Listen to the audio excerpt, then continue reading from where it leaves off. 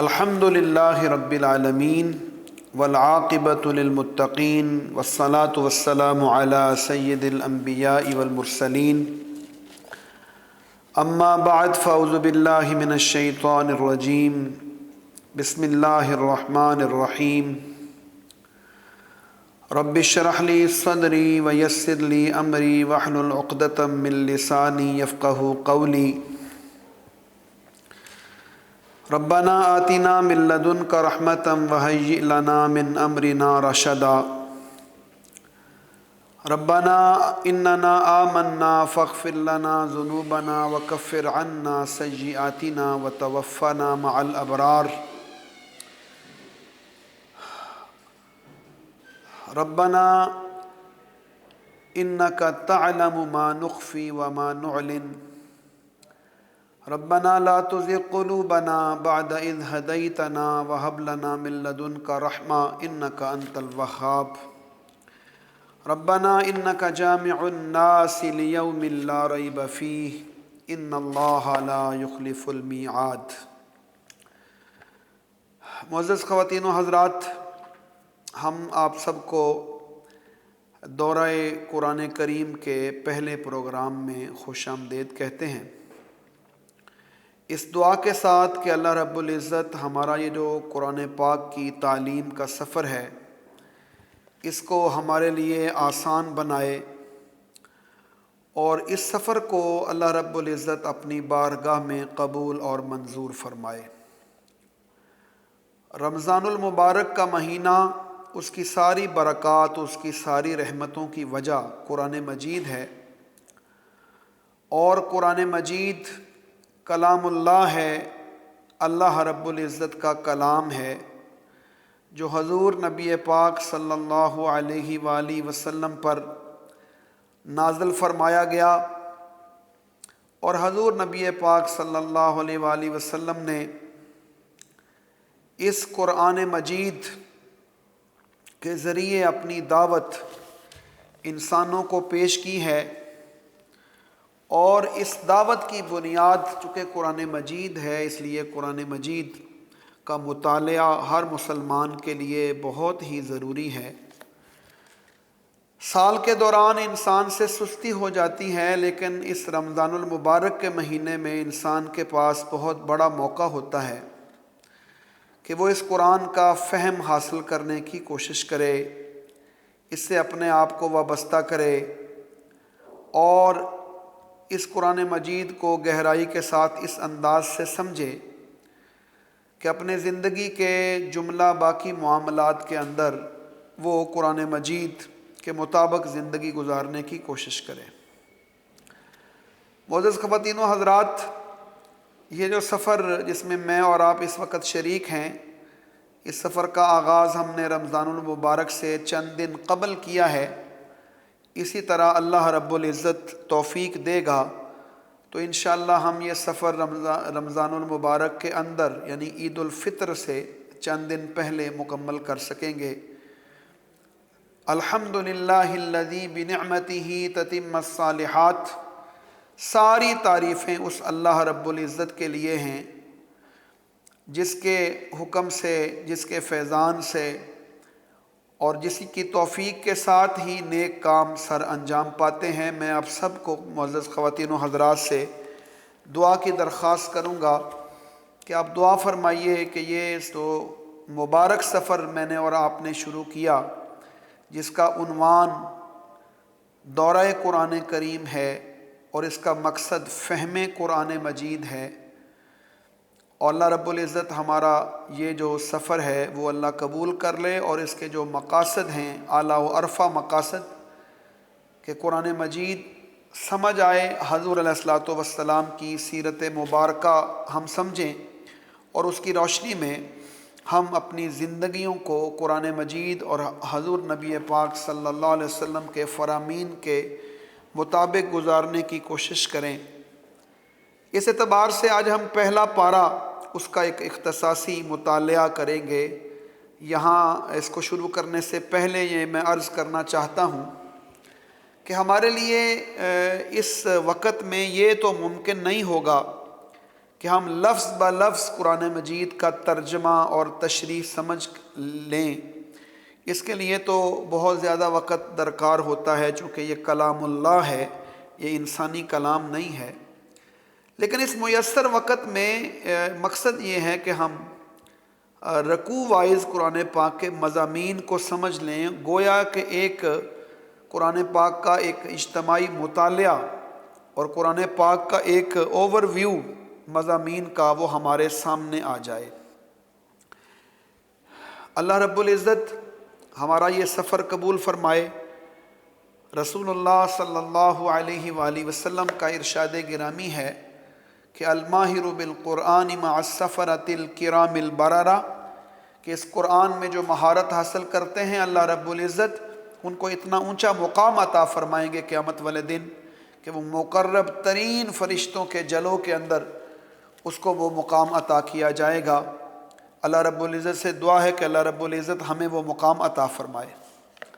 جب ہم قرآن مجید کھولتے ہیں تو پہلے پارے میں شروع میں سورۃ الفاتحہ ہے، چونکہ آغاز اسی سے ہوتا ہے اور اسی لیے اس کو الفاتحہ کہا جاتا ہے۔ الفاتحہ قرآن مجید کے آغاز میں ہے، اور گویا یوں سمجھیں کہ قرآن مجید کے مطالعہ کرنے والوں کو شروع میں ہی یہ سورت سکھائی جاتی ہے، اور ان کو وہ آداب اور طریقے سکھائے جاتے ہیں کہ جو قرآن مجید کا مطالعہ کرنے کے وقت ضروری ہوتے ہیں۔ اور اس کا آغاز اللہ رب العزت کی تعریف کے ساتھ ہوتا ہے، الحمدللہ رب العالمین، تمام تعریفیں اللہ رب العزت کے لیے ہیں، اور پھر اللہ کی مزید تعریفیں ہیں رحمان اور رحیم کی صورت میں، مالک یوم الدین کی صورت میں، اور پھر اس کے سامنے اللہ رب العزت کے ساتھ انسان کا جو تعلق ہے اس کا وہ اظہار کرتا ہے، اور اس اظہار کے بعد وہ اللہ رب العزت سے ہدایت کی دعا مانگتا ہے، اہدنا الصراط المستقیم۔ یہ گویا کہ درخواست ہے، اور یہ ایسی درخواست ہے جو ایک بندہ بالکل قرآن مجید کے شروع کرنے سے پہلے ہی وہ اللہ رب العزت کی بارگاہ میں ایک درخواست پیش کر دیتا ہے، اور اسی سے سورۃ الفاتحہ اور قرآن کا تعلق بھی واضح ہوتا ہے کہ یہ سورت ایک دعا ہے، اور پورا قرآن مجید اس کا جواب دعا ہے۔ سیدھے راستے کی ہدایت مانگی گئی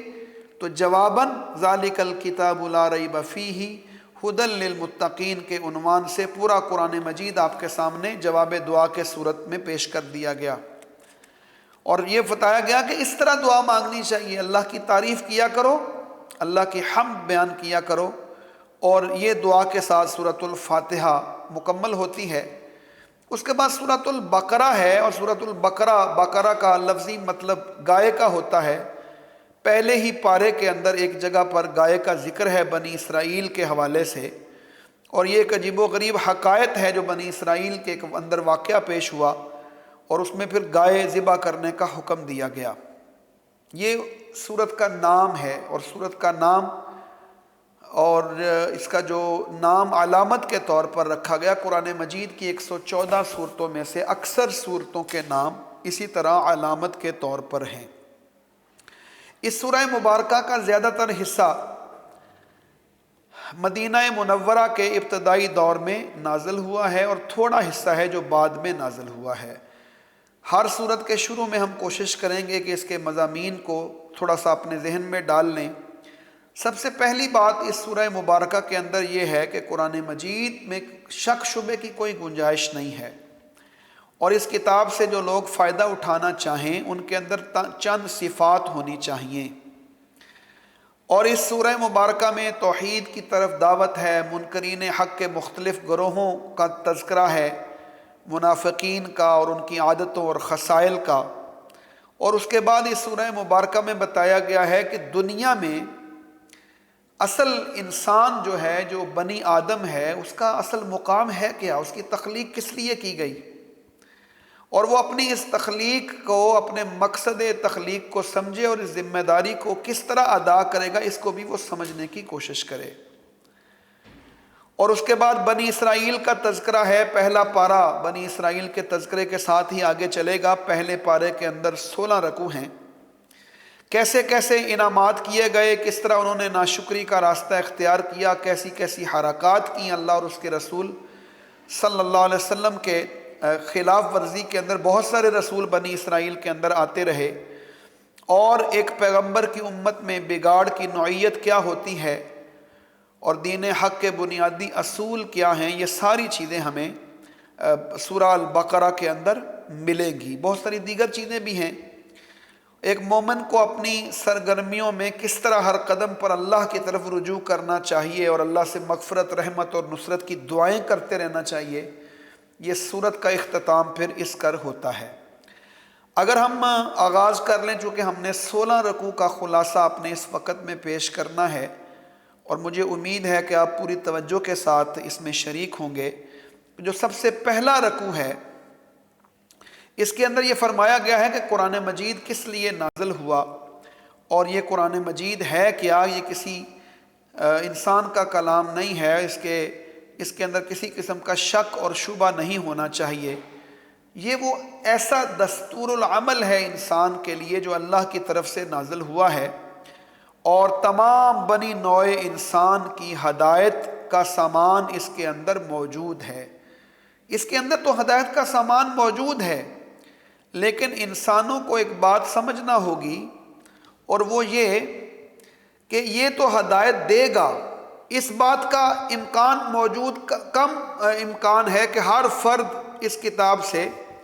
ایک ہی طرح فائدہ اٹھا سکتا ہوگا۔ جو لوگ اس کتاب سے فائدہ اٹھانا چاہتے ہیں ان کے اندر کچھ صفات ہونی چاہیے۔ ھدی للمتقین، تو 6 صفات ہیں جن کا ذکر ہوا۔ پہلی صفت ہے کہ وہ غیب پر ایمان لائیں، اور ایمان لانے کے بعد عملاً اطاعت الہی کریں، نماز کی صورت میں زر پرست نہ ہوں، اور ساری کتابوں، پچھلی کتابوں پر بھی پوری طرح ایمان لانے والے ہوں، آخرت پر یقین رکھنے والے ہوں، اور جن کے اندر یہ صفات ہوں گی یہی لوگ ہیں اولئک علی ھدی من ربہم واولئک ھم المفلحون۔ اور اس کے بعد 2 گروہوں کا تذکرہ ہوا۔ دوسرے گروہ کا وہ کفر والا گروہ ہے، کافروں کا گروہ ہے، جو کفر پر اصرار کرتے ہوئے ضابطہ خداوندی کو ماننے کے لیے تیار نہیں ہیں، اور ان اپنے دل سے ہدایت سے روگردانی کے راستے پر چل رہے ہیں۔ یہ پہلا رکوع اس کے ساتھ مکمل ہوا۔ جو اس سورہ مبارکہ کا دوسرا رکوع ہے، اس میں ان لوگوں کا ذکر ہے۔ یہ اس دوسرے رکوع کی 13 آیات میں منافقین کے گروہ کا تذکرہ ہے۔ بظاہر تو یہ مسلمانوں کے ساتھ مل جل کر رہتے ہیں، لیکن ان میں سے ایک بڑے گروہ کا تعلق کافروں کے ساتھ ہوتا ہے۔ 2 قسمیں ہیں منافقین کی، عملی منافق اور اعتقادی منافق۔ اعتقادی منافق وہ ہوتا ہے جو کفر کے قریب ہوتا ہے اور دل سے ایمان کا انکار کرتا ہے۔ عملی منافق ہے تو مومن لیکن ایمان کمزور ہوتا ہے اس کا، اور دونوں قسم کی مثالیں اس رکوع کے اندر موجود ہیں۔ نفاق اسلام کی نظر میں بدترین مرض ہے۔ فی قلوبہم مرض فزادہم اللہ مرضا، اس لیے اس کی خرابیوں کو بہت واضح طور پر مثالوں کے ساتھ اللہ رب العزت نے اس دوسرے رکوع میں بالکل واضح کر دیا، اور وہ مثالیں بہت دلچسپ ہیں۔ یہاں تفصیل کا موقع نہیں ہوگا، ورنہ تو دل کرتا ہے کہ ایک ایک آیت کو بندہ آرام سے پڑھے، سکون سے پڑھے، ہر مثال کو سمجھے۔ تو دونوں عملی منافق اور اعتقادی منافق کی مثالیں اللہ رب العزت نے اس رکوع کے اندر بیان فرما دی، اور ان کا جو رویہ اہل ایمان کے بارے میں ہے ان کا ذکر بھی اللہ رب العزت نے یہاں فرما دیا۔ اس کے بعد جو رکوع نمبر 3 ہے، اس آفاقی دعوت کے ساتھ اس رکوع کا آغاز ہوتا ہے کہ یا ایھا الناس اعبدوا ربکم الذی خلقکم والذین من قبلکم لعلکم تتقون۔ آیت نمبر 21 ہے جس سے تیسرے رکوع کا آغاز ہوتا ہے، اور تمام بنی نوع انسان کو مخاطب کر کے توحید کی دعوت دی گئی ہے، اور یہ بتایا گیا ہے کہ عبادت و اطاعت صرف اور صرف اللہ وحدہ لا شریک کی ہونی چاہیے، اور اس کے لیے بطور دلیل کہا گیا ہے کہ جس اللہ نے تمہاری پرورش کی ہے اور تمہاری بقا کے لیے زمین و آسمان، بارش اور پھل وغیرہ عظیم الشان نعمتیں میسر کی ہیں جس کا تم شمار بھی نہیں کر سکتے ہو، تو اس اللہ کا حق یہ ہے کہ اس کا کوئی مد مقابل نہ بنایا جائے، اس کے ساتھ کسی کو ذرہ برابر بھی شریک نہ کیا جائے، اسی کی اطاعت ہونی چاہیے، اور اس کی اطاعت کا مطالبہ اس بات کو لازم کرتا ہے کہ ہمیں احکام الہی معلوم ہونے چاہیے، اور ان احکام الہی کے مطابق ہم نے اپنی زندگی گزارنی ہے، اور انہی احکام الہی کی تفصیل کے لیے اللہ رب العزت نے یہ قرآن مجید نازل فرمایا ہے۔ اور اس قرآن میں شک شبہ کرنے والوں کو للکارا گیا ہے کہ تم اس میں شک کرتے ہو تو اس جیسی کوئی صورت ہی بنا کر لے آؤ۔ اور اس سے پہلے بھی جب یہ لفظ نازل ہوئے ہیں، اس سے پہلے ان کو کہا گیا تھا پورا قرآن لے آؤ، نہیں لا سکے، 10 صورتیں لے آؤ، نہیں لا سکے، اب ایک صورت کے کہا جا رہا ہے کہ فَأْتُوا بِصُورَةٍ مِّن مِّثْلِهِ وَادْعُوا شُهَدَاءَكُم مِّن دُونِ اللَّهِ إِن كُنتُمْ صَادِقِينَ، بلا لو اپنے مددگاروں کو اور سب لوگوں کو اگر تم اس دعوے میں سچے ہو کہ تمہیں قرآن کے بارے میں شک ہے، تو ایسا ممکن نہیں ہے۔ سورہ بنی اسرائیل کے اندر یہ آیت کریمہ ہم پڑھیں گے کہ اے محمد صلی اللہ علیہ وسلم آپ انہیں فرما دیں قُلْ لَئِنِ اجْتَمَعَتِ الْإِنسُ وَالْجِنُّ عَلَىٰ أَن يَأْتُوا بِمِثْلِ هَذَا الْقُرْآنِ لَا يَأْتُونَ بِمِثْلِهِ وَلَوْ كَانَ بَعْضُهُمْ لِبَعْضٍ ظَهِيرًا، سارے انسان اور سارے جن جمع ہو جائیں اور اس قرآن کی مثال لا سکیں تو یہ ممکن نہیں ہے۔ قرآن کے اس دعوے کو ان 15 صدیوں نے، اس کے ایک ایک لمحے نے برحق ثابت کیا ہے کہ کتنی دفعہ انسانوں نے کوشش کی لیکن اس قرآن کے مقابلے کی کوئی چیز نہ لا سکے۔ اور اس کے اس رکوع کے آخر میں جو اہل ایمان ہیں انہیں جنت کی بشارت دی گئی ہے، اور اس کے بعد رکوع نمبر 4 ہے، اور اس کی پہلی آیت کریمہ وہ معروف آیت ہے جس میں انسان کو بطور خلیفہ، جو خلافت اور نیابت کا عظیم الشان مقام اللہ رب العزت نے انسان کو عطا کیا ہے، اس کا ذکر ہے کہ وَإِذْ قَالَ رَبُّكَ لِلْمَلَائِكَةِ إِنِّي جَاعِلٌ فِي الْأَرْضِ خَلِيفَةً۔ اور یہ جو خلافت کا مقام ہے، یہ خلیفہ جو ہوتا ہے وہ جانشین ہوتا ہے، وہ مکمل مالک و مختار نہیں ہوتا، وہ اپنے مالک کے دیے ہوئے تفویض کردہ اختیارات ہی کو استعمال کرتا ہے۔ اسی سے انسانی بے شمار مسائل حل ہو سکتے ہیں اگر انسان غور کر لے اور وہ سوچ لے کہ میں اس دنیا میں مکمل با اختیار ہو کر نہیں آیا ہوں، بلکہ اللہ رب العزت کی طرف سے مجھے جو محدود اختیارات دیے گئے ہیں میں نے اس کے مطابق زندگی گزارنی ہے۔ اسی طرح اس رکوع کے اندر توحید ہے، بندگی رب، اور اسی کے ساتھ بتایا گیا ہے کہ انسان اپنے تخلیق کے مقصد کو سمجھ لے، اور حضرت سیدنا آدم علیہ السلام کا واقعہ کہ انہیں زمین پر اللہ کے خلیفہ بنایا گیا، وہ پہلے انسان تھے اس کائنات میں اور پہلے ہی نبی اور رسول بھی تھے،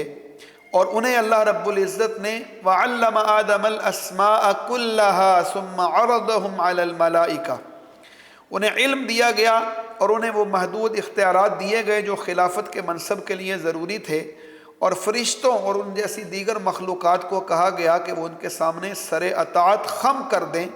سر جھکا دیں۔ یہ معنی ہے وَإِذْ قُلْنَا لِلْمَلَائِكَةِ اسْجُدُوا لِآدَمَ فَسَجَدُوا إِلَّا إِبْلِيسَ۔ تو اس کے بعد یہ فرمایا گیا کہ شیطان جو ہے ابلیس، اس نے انکار کیا اور وہ انسان کا دشمن بنا اور اس نے بہکانے کی کوشش کی، اور وہ واقعہ سارا موجود ہے کہ اسی طرح انسان کے ساتھ دنیا میں ہوا کرے گا کہ اللہ کی وحی اس کو سیدھے راستے پر لگائے گی اور ابلیس اور شیطان اس کو اس سے برگشتہ کرنے کی کوشش کرے گا۔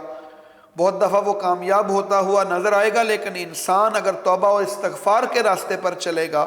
تو وہ سیدھے راستے پر چل جائے گا۔ ابلیس کے پیروکار نہ بننا، اگر بھول چوک ہو جائے تو سیدنا آدم علیہ السلام اور حضرت حوا سلام اللہ علیہ کی طرح فوراً اللہ کی طرف رجوع کرنا، توبہ استغفار کرنا۔ تو اس واقعے کے اندر انسانی زندگی کا پورا سبق موجود ہے، اور جو اس راستے پر چلیں گے وہی دنیا اور آخرت میں کامیاب رہیں گے، اور جو غفلت کا اور انکار کے راستے پر چلیں گے وہ ناکام و نامراد ہوں گے۔ معزز خواتین و حضرات، یہ جو 5واں رکوع ہے پہلے پارے کا سورہ بنی اسرائیل کا، اس میں اللہ رب العزت فرماتے ہیں کہ یا بنی اسرائیل اذکروا نعمتی التی انعمت علیکم۔ اس سے آگے جو کل ہمارا سبق ہوگا دوسرے پارے کا، اس میں بھی چند رکوع اسی موضوع پر ہوں گے کہ اب بنی اسرائیل کے بڑے بڑے واقعات ان کی طرف اشارہ ہے، اور اس میں ہمارے لیے سبق یہ ہے کہ اس طرح جس طرح انہوں نے نبیوں اور رسولوں کی مخالفت کی اور ناکام و نامراد ہوئے، تم نے اس راستے پر نہیں چلنا۔ اور یہودی خاص طور پر مخاطب تھے کہ اللہ کی کتاب ان کو دی گئی تھی، اور ان سے یہ بتایا جا رہا ہے کہ یہ قرآن کوئی نئی دعوت لے کر نہیں آیا، بلکہ وہ اصلی تو وہی دعوت تھی جو پہلے نبی اور رسول لے کر آتے رہے، اور وہ ہدایت پر قائم نہ رہے۔ اور پھر اللہ رب العزت نے قرآن نازل کیا وَلَا تَكُونُوا أَوَّلَ كَافِرٍ بِهِ، تم اس کا اول انکار کر کے اول کافر نہ بن جاؤ، بلکہ تمہارے سامنے راستہ یہ ہے کہ نماز قائم کرو، زکوٰۃ ادا کرو۔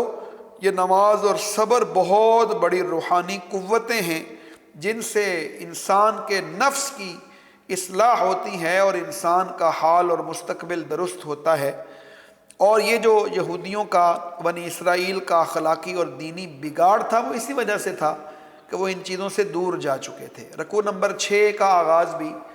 دوبارہ انہی الفاظ سے ہے کہ یا بنی اسرائیل اذکروا نعمتی التی انعمت علیکم وانی فضلتکم علی العالمین۔ بنی اسرائیل کے انعامات کا ذکر دوبارہ ہو رہا ہے، اور انہیں یہ بتایا گیا ہے کہ ایک ایک نعمت کا کفران کس طرح کیا انہوں نے، اور جیسے جیسے یہ اللہ کی نعمتوں کا انکار کرتے رہے، ہوا یہ کہ پھر اس کے نتیجے میں ذلیل و خوار ہوئے۔ اور مسلمانوں کو یہ بتایا گیا ہے کہ جو قوم خدا کی بھیجی ہوئی ہدایت سے اعراض کرتی ہے اس کا انجام کیا ہوتا ہے، اور مسلمانوں کو ان کمزوریوں، مذہبی جو کج رویاں ہیں اور اعتقادی گمراہیاں ہیں، ان کے نشانات دکھا کر کہا جا رہا ہے کہ بنی اسرائیل اس کے اندر گئے تھے، مبتلا ہوئے تھے، تم نے نہیں اس میں جانا، بچنے کی کوشش کرنا۔ اور ساتھ ہی ضمناً جو بنی اسرائیل کا دوسرا گروہ ہے نصرانی جسے کہتے ہیں، ان کی گمراہیوں کا بھی ذکر ہوا ہے۔ بنی اسرائیل پر اللہ کے فضل و انعامات سے متعلق ان کو بتایا گیا کہ کتاب اور فرقان ان کو دی گئی، یعنی تورات، اور انہیں مصر کے فرعون کے ظلم و ستم سے نجات دی گئی، اور انہوں نے اس پر شکر کرنے کی بجائے بتوں کی پوجا کی طرف مائل ہونا پسند کیا، بچھڑے کی پوجا کی، اور ان کے دلوں پر اللہ کی وحی کا یقین نہ تھا۔ سیدنا موسیٰ علیہ السلام سے انہوں نے مطالبہ کیا کہ ہم جب تک اللہ کو دیکھ نہ لیں اس پر ایمان نہیں لائیں گے۔ اس دعوے پر انہیں سزا دی گئی، اور پھر انہیں صحرائے سینا کے اندر رکھا گیا، اور انہیں من و سلوہ دیا گیا، بادلوں کے ذریعے سایہ کیا گیا۔ ان کا اتنی بڑی نعمتوں کے باوجود بھی شکرانہ نہیں ادا کیا انہوں نے، بلکہ ناشکری ادا کی، اور ایک بستی میں داخل ہونے کا حکم دیا تھا، اس بستی میں شکر کرتے ہوئے جاؤ، لیکن انہوں نے الفاظ کو بدلا اور اپنے آپ کو تکبر کے اندر مبتلا کیا۔ رکوع نمبر 6 کا آغاز اس واقعے کے ساتھ ہوتا ہے کہ اللہ رب العزت نے بنی اسرائیل کے لیے پانی کا اس طرح انتظام کیا کہ ان کے ہر قبیلے کے لیے الگ انتظام تھا۔ وَإِذِ اسْتَسْقَىٰ مُوسَىٰ لِقَوْمِهِ فَقُلْنَا اضْرِب بِّعَصَاكَ الْحَجَرَ۔ سیدنا موسیٰ علیہ السلام کو حکم دیا گیا کہ عصا مارو، اور عصا مارنے سے اس چٹان پر جس پر عصا مارا گیا 12 چشمے جاری ہوئے، ہر قبیلے کے لیے الگ چشمہ۔ اللہ اکبر! لیکن انہوں نے قدر نہ کی اور انبیاء علیہ السلام کو قتل کیا، اور اس کے نتیجے میں وہ ذلیل و خوار ہوئے۔ اور اس کا ذکر جو ہے اللہ رب العزت نے اس رکوع نمبر 7 کے اندر تفصیل کے ساتھ کیا ہے، رکوع نمبر 6 کے اندر تفصیل کے ساتھ کیا ہے، 7 کے اندر کیا ہے۔ اور جو 8واں رکوع ہے اس کا آغاز ہوتا ہے ان الذین آمنوا والذین ہادوا والنصارى والصابئین من آمن باللہ والیوم الآخر، کہ بے شک وہ لوگ جو ایمان لائے ہوں، یا یہودی ہوں یا عیسائی ہوں یا کوئی اور مذہب کو ماننے والے، ان کے ایمان راستے کا، ان کی بچت کا راستہ یہ ہے کہ وہ حضور نبی پاک صلی اللہ علیہ وسلم پر ایمان لے آئیں، اور اسی ان کے ساتھ ایمان لائے، ان کی بتائی ہوئی تعلیمات کے مطابق اللہ کو بھی مانے، آخرت کو بھی مانے۔ تو اگر اس راستے پر چلیں گے تو وہ یقیناً کامیابی کے راستے پر چلیں گے۔ اور اس رکوع کے اندر اس عہد کا ذکر ہے جو کوہ طور کے دامن میں بنی اسرائیل سے لیا گیا تھا کہ وہ تورات کو قائم کریں گے، احکام الہی کی اطاعت میں سرگرمی دکھائیں گے، لیکن انہوں نے اپنے روایتی رویے کے مطابق اس عہد کو توڑا اور بالکل وہ بے باک ہو گئے اللہ کی شریعت کی خلاف ورزی میں، اور اسی طرح قتل کیا انہوں نے۔ اور یہی وہ گائے کا واقعہ اس رکوع کے اندر موجود ہے کہ گائے کو ذبح کرنے کا حکم دیا لیکن ان کا دل نہیں کرتا تھا گائے کو ذبح کرنے کو۔ بہرحال وہ سوال جواب کیے، انہوں نے کافی کوشش کی کہ ہمیں ذبح نہ کرنا پڑے، لیکن بالآخر وہ مجبور ہوئے، اور وہ جب گائے ذبح ہو گئی تو اس کا ایک حصہ مقتول کو لگایا گیا، تو وہ مقتول نے اٹھ کر بتا دیا کہ مجھے کس نے قتل کیا تھا۔ یہ سارا ذکر جو ہے رکوع نمبر 8 کے اندر موجود ہے، اور بتایا گیا ہے پھر ایک بہت اہم مضمون ہے اس رکوع کے اندر، اور وہ یہ ہے کہ اللہ رب العزت نے فرمایا کہ ثم قست قلوبکم من بعد ذلک فہی کالحجارۃ او اشد قسوہ۔ اس میں بتایا گیا ہے کہ انسانی دل اگر وہ نافرمانی کے راستے پر چلا جائے تو وہ اتنا سخت ہو جاتا ہے کہ جو پتھر ہیں وہ نرم ہوتے ہیں اس کے مقابلے میں، اور انسانی دل زیادہ پتھر ہوتا ہے۔ اور فرمایا گیا ہے کہ تم اس پتھر کی طرح نہ ہو جانا، پتھر تو ایسے ہیں وَإِنَّ مِنَ الْحِجَارَةِ لَمَا يَتَفَجَّرُ مِنْهُ الْأَنْهَارُ، اس سے تو نہریں بہتی ہیں، اور وہ اللہ کے خوف سے ریزہ ریزہ ہوتے ہیں۔ اور انسان کا دل جب اللہ کی نافرمانی کی طرف جاتا ہے تو وہ پھر اتنا سخت ہوتا ہے، اشد قسوہ، اس سے بھی زیادہ سخت ہو جاتا ہے۔ اور اس کے بعد اللہ رب العزت نے فرمایا کہ بڑی حیل و حجت کے بعد وہ آمادہ ہوئے تھے، اور اس کے بعد جو رکوع نمبر 9 ہے اس کے اندر یہ فرمایا گیا ہے کہ بنی اسرائیل کی ان گمراہیوں اور جرموں کو دیکھے ہوئے تم یہ توقع رکھتے ہو کہ وہ تمہاری دعوت پر ایمان لے آئیں گے، حالانکہ ان کے پاس جو کتاب تھی وہ اللہ کے نبی پر نازل ہوئی تھی اور انہوں نے اس کتاب کے اندر تحریف کر دی۔ تو بہرحال کوشش تو رہنی چاہیے، لیکن یہ ذہن نشین کریں کہ یہ اللہ کی نافرمانی میں بہت آگے نکل چکے ہیں، اور ان کو ماڈل نہ بنایا جائے مذہبی اعتبار سے۔ یہودیوں کا یہ دعویٰ تھا کہ ہم وحی کے علم بردار ہیں اور وحی پر چلنے چلانے والے لوگ ہیں، مذہبی اعتبار سے ہماری رائے کو فوقیت دی جانی چاہیے۔ اس کے بعد جو رکوع نمبر 10 ہے، آدھا پارہ یہاں مکمل ہو گیا، الحمدللہ علی ذالک۔ تو جو 10واں رکوع ہے اس کا آغاز ہوتا ہے وَإِذْ أَخَذْنَا مِيثَاقَ بَنِي إِسْرَائِيلَ، اور اس میں تفصیلی عہد کا ذکر ہے۔ جب جو بنی اسرائیل سے لیا گیا تھا اس میں جو موٹی موٹی باتیں تھیں وہ یہ تھی کہ عبادت اور اطاعت اللہ ہی کی کریں گے، اور اس کے فوراً بعد والدین، قرابت دار، یتیموں اور مسکینوں سے حسن سلوک کا حکم دیا، اور اس پر انہوں نے وعدہ کیا کہ ہم ایسا کریں گے، نماز قائم کریں گے، زکوٰۃ ادا کریں گے۔ گویا یہ وہ جو اصول دین ہیں جو ہر نبی کے دین کے اندر موجود رہے ہیں۔ اور اسی طرح یہ فرمایا گیا کہ لوگوں کے ساتھ وَقُولُوا لِلنَّاسِ حُسْنًا، شیریں گفتاری کریں گے، صدق کلامی کریں گے، ناحق کسی جان کو قتل نہیں کریں گے، ایک دوسرے پر حملہ کر کے اس کے علاقے سے اسے بے گھر نہیں کریں گے۔ لیکن انہوں نے ایسا کیا کہ ایک ایک وعدے کی خلاف ورزی کی، اور وعدے کی خلاف ورزی کے نتیجے کے اندر اللہ رب العزت نے انہیں عذاب کا مستحق بنایا۔ وَيَوْمَ الْقِيَامَةِ يُرَدُّونَ إِلَىٰ أَشَدِّ الْعَذَابِ وَمَا اللَّهُ بِغَافِلٍ عَمَّا تَعْمَلُونَ أُولَٰئِكَ الَّذِينَ اشْتَرَوُا الْحَيَاةَ الدُّنْيَا بِالْآخِرَةِ۔ انہوں نے، ان لوگوں کا رویہ کیا تھا کہ انہوں نے زندگی کو خریدا ہے، آخرت کے مقابلے میں سودا کیا ہے۔ اللہ رب العزت کے حکم کی خلاف ورزی کرتے ہوئے انہوں نے زندگی کو فوقیت دی ہے، آخرت کو بھلایا ہے۔ تو ظاہر ہے اس کا پھر الٹیمیٹ رزلٹ یہی ہونا چاہیے تھا کہ فَلَا يُخَفَّفُ عَنْهُمُ الْعَذَابُ وَلَا هُمْ يُنصَرُونَ، ان سے عذاب ہلکا نہیں کیا جائے گا اور نہ ان کی مدد کی جائے گی۔ اس سے جو اگلا رکوع ہے، رکوع نمبر 11، اسی میں بتایا گیا ہے کہ حضرت سیدنا موسیٰ علیہ الصلوۃ والسلام کے پھر پے در پے نبی اور رسول آئے، حتیٰ کہ حضور علیہ الصلوۃ والسلام سے قبل جو آخری نبی اور رسول تشریف لائے ان کا نام حضرت سیدنا عیسیٰ علیہ الصلوۃ والسلام تھا۔ اور بنی اسرائیل سے کبر اور غرور کیا انہوں نے ان سارے رسولوں کے مقابلے میں، کسی رسول کو جھٹلایا، کسی کو قتل کیا، اور اس طرح کے بہت سارے معاملات ہوئے، یہاں تک کہ اب قرآن نازل ہو گیا ہے اور قرآن اسی دعوت کی طرف بلاتا ہے جو سیدنا موسیٰ اور حضرت سیدنا عیسیٰ علیہ السلام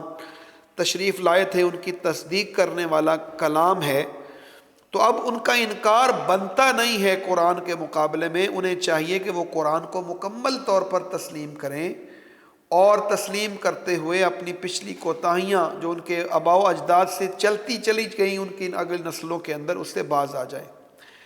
رکوع نمبر 12 کو اگر ہم دیکھتے ہیں تو اس کا آغاز اس بات سے ہوتا ہے کہ قُلْ مَنْ كَانَ عَدُوًّا لِجِبْرِيلَ فَإِنَّهُ نَزَّلَهُ عَلَىٰ قَلْبِكَ بِإِذْنِ اللَّهِ، کہ یہودی صرف حضور ہی کے دشمن نہیں تھے بلکہ وہ حضرت سیدنا جبرائیل علیہ السلام کو بھی اپنا دشمن سمجھی بیٹھے تھے۔ اور اسی بنی اسرائیل کے بارے میں انہیں کہا جا رہا ہے کہ یہ جو جبرائیل کو دشمن سمجھتے ہیں وہ اصلاً اللہ کو دشمن سمجھتے ہیں، اور چونکہ یہ سمجھتے تھے کہ یہ جو بنی اسرائیل کے اندر ہی وحی کا سلسلہ جاری رہنا چاہیے تھا، اور یہ جبرائیل نے خود بخود اپنی مرضی سے ایسا کیا ہے کہ بنی اسماعیل کے اندر لے گئے ہیں، تو یہ ایک بہت ہی بڑی عجیب و غریب بات تھی جو کرتے تھے۔ اور اس کے بعد یہ فرمایا گیا کہ بہت ساری ایسی اپنی غلطیوں کو وہ سیدنا سلیمان علیہ السلام کی طرف چلتی تھی۔ بہت ساری چیزوں کے بارے میں ان کا مسئلہ یہ پیدا ہوتا تھا کہ وہ حضرت سیدنا سلیمان علیہ السلام کے بارے میں، جادوگری کے بارے میں انہوں نے کہا کہ یہ ان کے ذریعے آیا تھا، اور ہاروت اور ماروت کے بارے میں بات کرتے تھے، اور میاں بیوی کے اندر جدائی اس کا ذکر کیا، لیکن اصلاً تو اپنی نفسانی پیاس تھی جس کو بجھانے کے لیے یہ سارے کام وہ کیا کرتے تھے۔ اس کے بعد رکوع نمبر 13 ہے۔ رکوع نمبر 13 کا آغاز ہوتا ہے اس واقعے کے ساتھ جس میں فرمایا گیا کہ یا ایھا الذین آمنوا لا تقولوا راعنا وقولوا انظرنا واسمعوا، اور یہ ان کے ذو معنی الفاظ کا واقعہ ہے جو حضور علیہ الصلوۃ والسلام کی مجلس میں بولا کرتے تھے، اور اس کے اندر ایک اہانت کا پہلو بھی موجود تھا۔ اس لیے اللہ نے مسلمانوں کو حکم دیا کہ وہ اس طرح کے الفاظ نہ بولیں، اس کی جگہ دیگر واضح الفاظ بولیں، تاکہ بنی اسرائیل کے شرارتی لوگوں کو ان الفاظ کے استعمال سے غلط فائدہ اٹھانے کی جرت نہ ہو سکے۔ اور اسی طرح وہ یہ کہتے تھے، ان کا دعویٰ یہ تھا، اس رکوع کے اندر اس کا ذکر موجود ہے کہ ہم اللہ کے مقرب ہیں، جنت ہماری ہے، ہم جائیں گے وہاں پر، ان کا باقی لوگوں کا کیا کام ہے؟ تو فرمایا گیا کہ جنت اصلاً تو ان لوگوں کی ہے جو بھی اللہ اور اس کے رسول صلی اللہ علیہ وسلم کی اطاعت و فرما برداری کے راستے پر چلیں گے، عمل کی زندگی گزاریں گے، ان کو جنت ملے گی۔ جنت پہ کسی خاص طبقے کا دعویٰ کرنے والوں کا قبضہ نہیں ہو سکتا۔ اس کے بعد رکوع نمبر جو 14 ہے اس کے اندر یہ بات ارشاد فرمائی جا رہی ہے کہ وَقَالَتِ الْيَهُودُ لَيْسَتِ النَّصَارَىٰ عَلَىٰ شَيْءٍ، کہ وہ ایک دوسرے پر الزام لگاتے تھے کہ یہ کچھ نہیں ہے، ان کے پاس کوئی حق نہیں ہے، اور نصارہ کہتے تھے، عیسائی کہتے تھے یہ حق پر نہیں ہے۔ وَهُمْ يَتْلُونَ الْكِتَابَ، حالت یہ تھی کہ دونوں ہی کتاب پڑھتے ہیں۔ نجات کا دار و مدار فرمایا گیا ہے کہ یہودیت اور عیسائیت یا نصرانیت پر نہیں ہے، بلکہ اپنی زندگی کو دین کے اصلی احکامات کے مطابق ڈھالنے کا نام ہے، جس کی طرف حضرت سیدنا آدم علیہ السلام سے لے کر نبی آخر الزماں محمد کریم صلی اللہ علیہ وسلم دعوت دیتے رہے، اور جس کا مستند دستور العمل اس وقت صرف اور صرف قرآن مجید ہے۔ اور قرآن مجید ان تمام نقائص سے پاک ہے جس میں پہلے لوگ گم ہو گئے تھے کہ انہوں نے نبیوں کو اللہ کا بیٹا بنایا۔ وقالت اليہود عزیر ابن اللہ وقالت النصارى المسیح ابن اللہ، اس کا ذکر انشاءاللہ سورہ توبہ کے اندر بھی ہم پڑھیں گے۔ تو فرمایا گیا ہے کہ اللہ کی پیروی کرنی ہے، ان کی باتوں میں نہیں آنا، یہ شرارت کے اعتبار سے آپ کو غلط راستے کی طرف لے جانے کی کوشش کریں گے۔ معزز خواتین و حضرات، اب ہمارے صرف 2 رکوع باقی ہیں، اور یہ جو آخری 2 رکوع ہیں اس میں بہت اہم واقعات کا ذکر ہوا ہے۔ مثال کے طور پر رکوع نمبر 15 کے اندر بنی اسرائیل کو ان کی نعمتوں اور فضیلتوں کی یاد دہانی کرواتے ہوئے ان کو قیامت کا خوف دلایا گیا ہے، اور قیامت کا خوف دلانے کے لیے جو الفاظ استعمال ہوئے ہیں وہ بڑے دلچسپ ہیں، اور ان کو بتایا جا رہا ہے کہ وَاتَّقُوا يَوْمًا لَا تَجْزِي نَفْسٌ عَن نَفْسٍ شَيْئًا، تم اس دن سے ڈرو جب کوئی نفس ایک دوسرے کو فائدہ نہیں دے سکے گا۔ اور اس کے بعد سیدنا ابراہیم علیہ السلام کے امامت کا منصب، جد الانبیاء سیدنا ابراہیم علیہ السلام، جن کی آگے اولادیں تھیں سارے نبی، اور محمد کریم صلی اللہ علیہ وسلم بھی انہی کے ایک شاخ کے اندر بنی اسماعیل کے اندر پیدا ہوئے،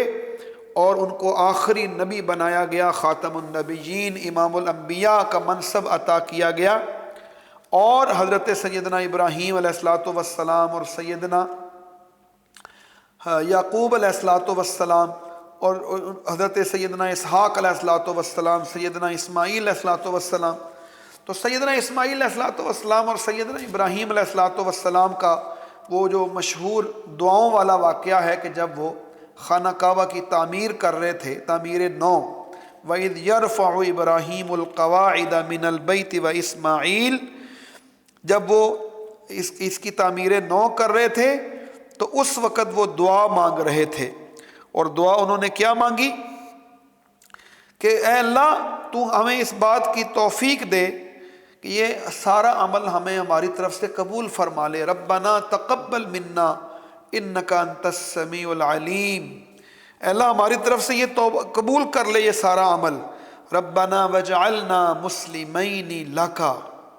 اور ہم دونوں کو اپنا فرما بردار بنا، ومن ذریتنا، اور ہماری اولاد کو بھی۔ اور پھر انہوں نے وہ دعا کی جس کے مصداق حضور نبی پاک صلی اللہ علیہ وآلہ وسلم بنے،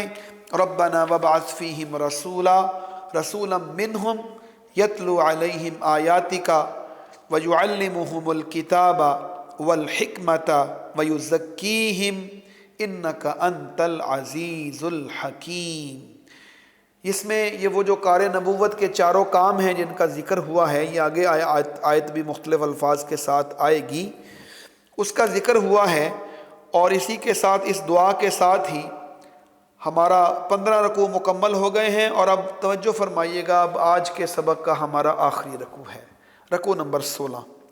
جس کا آغاز ہوتا ہے وَمَن يَرْغَبُ عَن مِّلَّةِ إِبْرَاهِيمَ إِلَّا مَن سَفِهَ نَفْسَهُ وَلَقَدِ اصْطَفَيْنَاهُ فِي الدُّنْيَا وَإِنَّهُ فِي الْآخِرَةِ لَمِنَ الصَّالِحِينَ۔ کہ اس رکوع میں بتایا گیا ہے کہ سیدنا ابراہیم علیہ السلام بھی اسی دین اسلام کو لے کر آئے تھے جو محمد کریم صلی اللہ علیہ وسلم لے کر آئے ہیں، اور ان کی دعا کے مصداق ہیں۔ اور یہ جو یہودیوں اور نصرانیوں کا یہ دعویٰ ہے کہ ہمارے مذہب کو اختیار کرو تب ہدایت پاؤ گے، جبکہ محمد کریم صلی اللہ علیہ وسلم اصلاً اس دعوت کو لے کر آئے ہیں، خالص دعوت کو، جس سے روگردانی کر چکے ہیں یہودی اور عیسائی، اور محمد کریم صلی اللہ علیہ وسلم سچی دعوت کو لے کر آئے ہیں۔ اور اب تم ان سے اعراض نہ کرو جو ملت ابراہیمی کا اصل اصول ہے، اور تم سیدھے راستے پر چلو۔ اور یہی وہ بات ہے جس پر حضرات صحابہ کرام رضوان اللہ علیہ مجمعین ایمان لے آئے، اور ان کے بعد چلنے والے بھی ان پر ایمان لائے۔ تو بار بار مثالوں کے ساتھ اس بات کو واضح کیا گیا ہے، فَإِنْ آمَنُوا بِمِثْلِ آمَنْتُمْ بِهِ فَقَدْ اهْتَدَوْا وَإِنْ تَوَلَّوْا فَإِنَّمَا هُمْ فِي شِقَاقٍ فَسَيَكْفِيكَهُمُ اللَّهُ وَهُوَ السَّمِيعُ الْعَلِيمُ۔ جو آیت نمبر 138 ہے آخری رکوع میں، وہ ہمیں توجہ دلا رہی ہے کہ اللہ کے رنگ کو اختیار کیا جائے. صبغۃ اللہ ومن احسن من اللہ صبغۃ ونحن له عابدون. اللہ کا رنگ کیا ہے؟ اللہ کی اطاعت کا رنگ، اللہ کی فرما برداری کا رنگ. اس کو اختیار کرو. اور یہی رنگ پہلے انبیاء اور رسل کے پاس بھی تھا، اور اسی رنگ کے مطابق چلو. اور اس کے بعد یہ فرمایا گیا ہے کہ اللہ کے ہاں یہ سخت ناپسندیدہ بات ہے کہ اللہ کی سچی بات کو چھپایا جائے اپنے مفادات کی وجہ سے. اور اس پارے کی جو آخری آیت ہے، آیت نمبر 141 141، تلک امۃ قد خلت لہا ما کسبت ولکم ما کسبتم ولا تسألون عما کانوا یعملون. یہ ایک جماعت تھی، نبیوں کی جماعت، اللہ والوں کی جماعت، یہ گزر چکی. جو انہوں نے کمائی کی تھی وہ انہوں نے کمائی کی، اور اب تم جو کمائی کرتے ہو وہ تمہارے ساتھ ہے. تم کہو کہ انہی کی کمائی کی وجہ سے ہم بچ جائیں گے، تو ایسا ممکن نہیں ہے. ان سے تمہارے بارے میں اور تم سے ان کے بارے میں نہیں پوچھا جائے گا. وَلَا تُسْأَلُونَ عَمَّا كَانُوا يَعْمَلُونَ. تم اپنے اعمال کی فکر کرو، اور تمہارے لیے ایک ہی راستہ ہے کہ تم محمد کریم صلی اللہ علیہ وآلہ وسلم پر ایمان لے آؤ. معزز خواتین و حضرات، یہ الحمدللہ علی ذالک حمدا کثیرا پہلا دن تھا، اور ہم نے پہلے پارے کے جو رکوع وائز مضامین ہیں ان کو سمجھنے کی کوشش کی ہے. اور ہم اپنے دیے ہوئے وقت سے الحمدللہ 10 منٹ پہلے وہ فارغ ہو گئے ہیں. اللہ رب العزت سے دعا ہے کہ اللہ تعالی ہمیں عمل کرنے کی توفیق عطا فرمائے. وآخر دعوانا ان الحمدللہ رب العالمین.